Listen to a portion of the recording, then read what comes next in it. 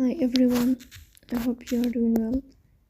Today we will talk about how to fix or how to solve the problem of homepage on Google Meet. You will click on settings. Here we click on apps, default apps, app settings. In this list you will search about Google Meet.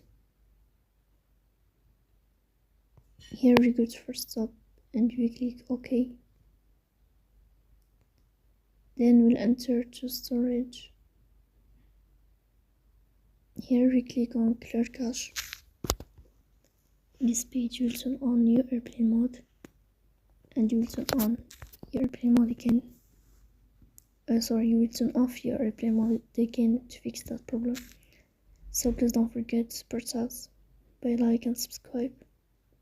See you next time.